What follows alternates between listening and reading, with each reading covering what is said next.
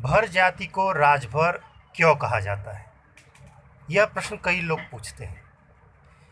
6वीं शताब्दी से लेकर 13वीं शताब्दी तक भर जाति का तराई क्षेत्र में राज था। नमस्कार दोस्तों, आप लोगों को हमेशा एक प्रश्न जो है कई लोग करते होंगे कि भाई भर को राजभर क्यों कहा जाता है, या कई लोग क्वेश्चन करते हैं।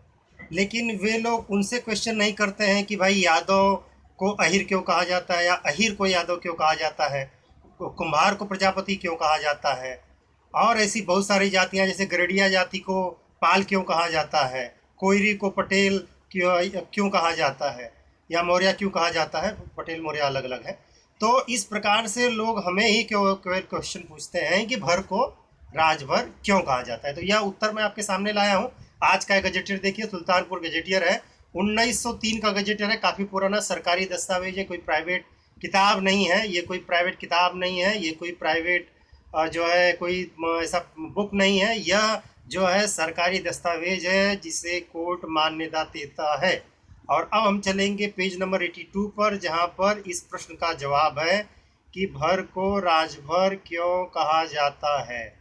यह जवाब वहां पर दिया है उस समय के 1903 में ही लोगों ने। इसके पहले भी के भी दस्तावेजों में है, लेकिन यहाँ पर मैं आपको क्लियरली बता रहा हूँ कि भर को राजभर क्यों कहा जाता है। पेज नंबर देखिए 71 यहाँ पर है।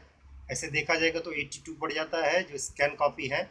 अब इसमें आप जाइए और देखिए, यहाँ पर भर के बारे में दिया है बिफोर लिविंग द कास्ट। ये जो पैरा है, फर्स्ट पैरा आप देखिए, इसमें 1 2 3 4 5 6वीं लाइन में भर के बारे में दिया है कि reference has been made to the verse.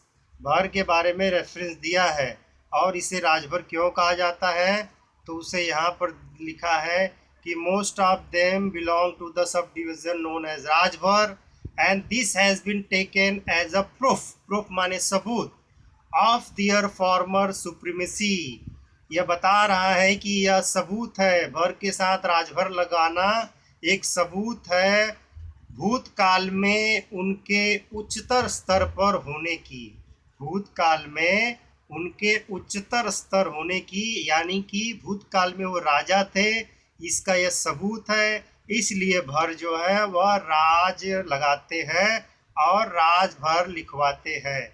यह मिलेगा सुल्तानपुर गजेटियर में दोस्तों, और यह सरकारी एविडेंस है। आपको बार बार बताता हूँ, कोई भी प्राइवेट किताब कोई लिखता है, कोई त्रिपाठी या तिवारी या सिंह या कोई भी लिखता है, उसका कानूनी मान्यता नहीं है। कोई जायसवाल लिखता है, उसका कोई कानूनी मान्यता नहीं है। कानूनी मान्यता केवल सरकारी दस्तावेजों का है, जो आर्कोलॉजिकल सर्वे ऑफ इंडिया के दस्तावेज होने चाहिए, जिसे हिंदी में पुरातत्व विभाग के दस्तावेज कहा जाता है या गजेटियर कहा जाता है।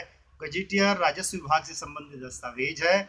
तो कृपया इनको आप देखिए, इनको पढ़िए, इसमें आपको सारा इतिहास मिलेगा। धन्यवाद दोस्तों।